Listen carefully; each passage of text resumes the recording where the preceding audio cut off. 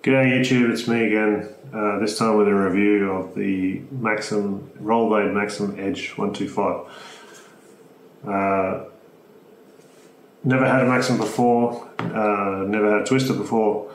I couldn't fit into the Maxxum or the twister prior to 2022 because the shape of the boot was too tight on me.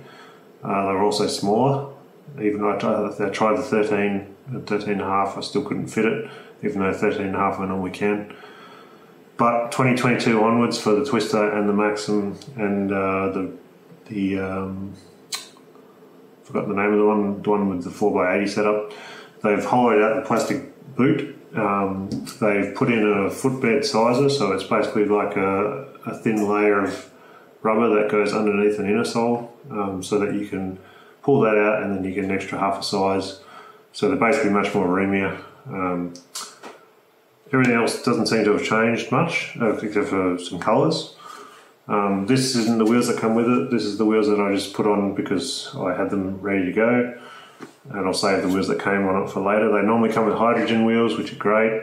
ABEC 9 or Twin Cam ILQ9 Classic Plus, I think it is the bearing, and they're great. They're in all the rollerblade models just about. They last forever, they're fast, they're smooth, they're quiet.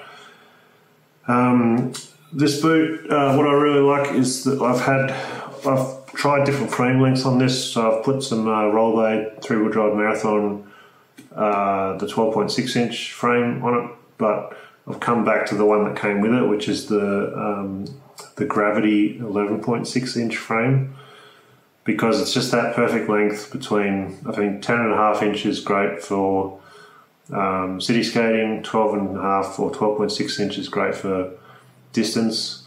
This fills the void for me. It's as a frame that you can use for going into the city or going for a long trail skate or commuting or whatever you want. It's just it's maneuverable enough, but also long enough to be good for distance.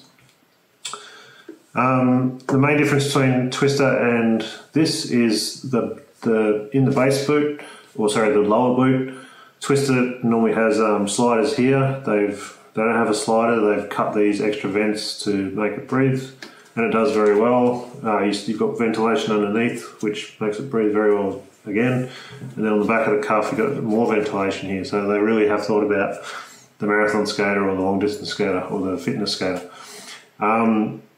With the anti-torsion box on the base of on the twister in this model, for a plastic boot, it is pretty stiff. You do get good rigidity there and good power transfer. Not as good as like a carbon skate, but good enough for what this is supposed to be for. The other main difference between twister and Maxxum is the cuff on the Maxxum is much more flexible. It is not designed for doing tricks and things like that, and I found that out the hard way. If you try doing a few jumps in this, you'll feel the amount of flex in the cuff pretty quickly when you almost crash from rolling too much, because there's so much flexibility in the cuff. But that's a good thing, because you want this for distance. That's what it's for. But that does have a downside to it, which I found out pretty quickly. I don't get this on the twister, but basically the liner, because it can if I do this,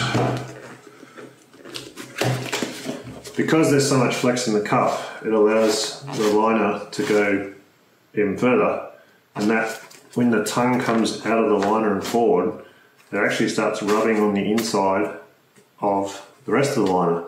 And then you end up actually shaving down the inside of the liner from skating.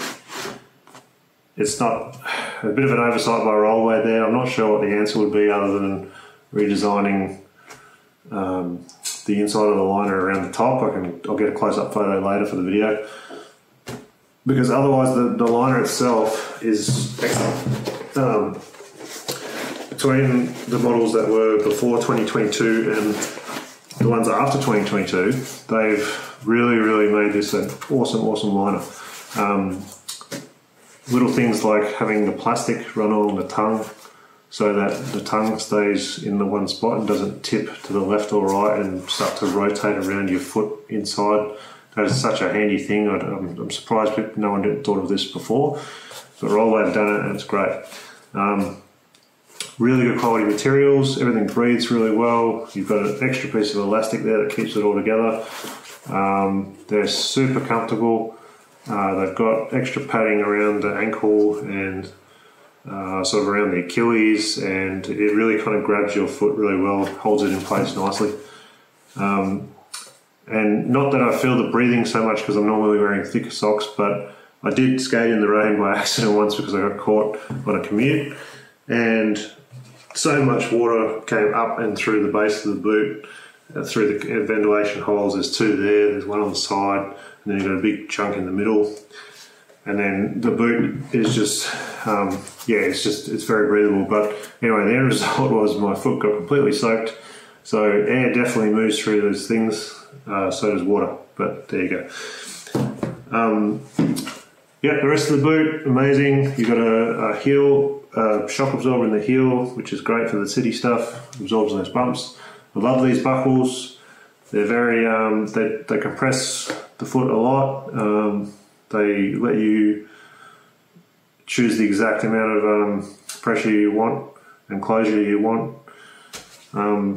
They feel solid. They're metal buckles, not plastic, or at least this part's metal, and then you have the plastic flexible part.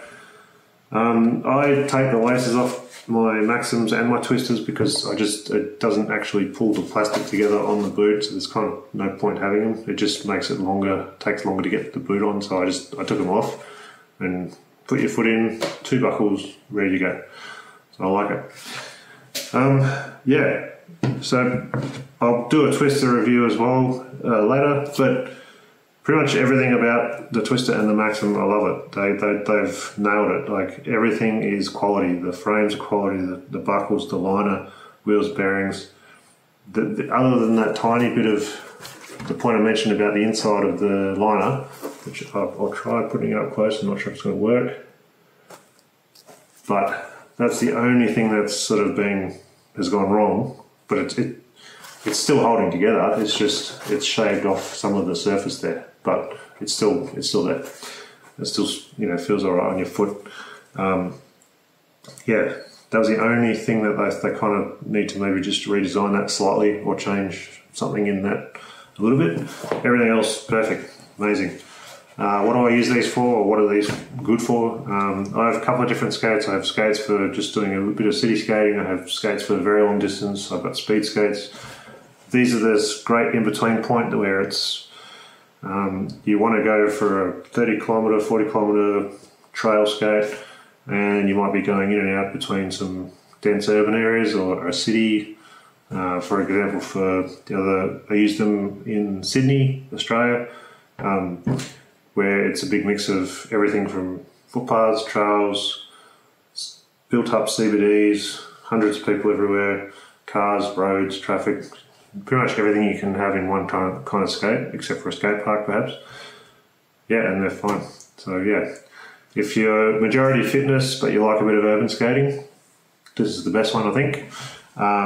If you're more about just urban and jumps and having fun, not so much about the fitness, probably better go on a twister. Thanks.